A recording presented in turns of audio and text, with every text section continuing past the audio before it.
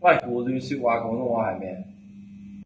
胡亂説話，咁咪即係亂噏嘢咯。咁亂噏嘢點寫啊？亂我咁寫咯。我以為亂噏嘢個噏係英文字 UP 添。但係你呢個字咧，茄喱啡就真係由英文變過嚟嘅喎。真嘅 carefree 啊！咁犀利啊！咁都俾你估中咗，茄喱啡係真係叫 carefree 嘅英文，因為佢嘅意思咧係 free of care，即係唔需要理會咁解。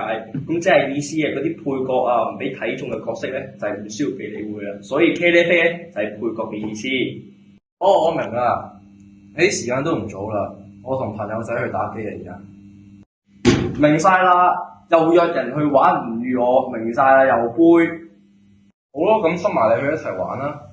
話時話咧，呢個杯葛呢個字咧都係來自英文 boycott， 而 boycott 咧就係嚟自一個英國嘅收稅軍，叫做 Charles Cunningham boycott 咧，就係因為佢唔肯降低當地嘅租稅，所以咧就俾當地人去杯葛同埋冷落。咁所以呢個字咧就俾後世人咧愛嚟形容一個人一班人去杯葛一個人。哦，原來杯葛亦都係嚟自英文 boycott。但係多謝你嘅邀請，但係我都要繼續問呢份功課先。你邊個三個字啊？三個字？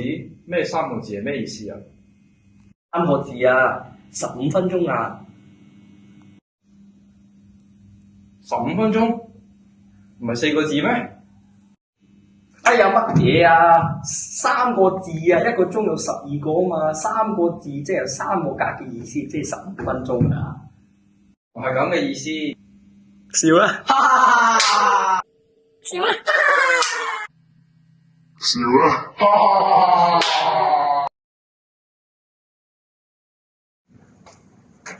咦，我個藍牙耳機咧唔見咗嘅。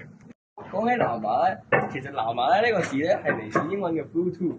佢嘅典故咧就係因為咧係一個佢個王國皇帝叫 King Harold Bluetooth，係一個北歐咧嘅王國皇帝，而佢咧就統一咗呢個北歐嘅政權。而藍牙呢樣嘢咧就想抄呢個名，就代表咧佢喺呢個通訊系統嘅界統一咗呢個嘅通訊系統，所以而家藍牙一定叫 Bluetooth 啦。即係咧就係咁都俾你諗到嘅。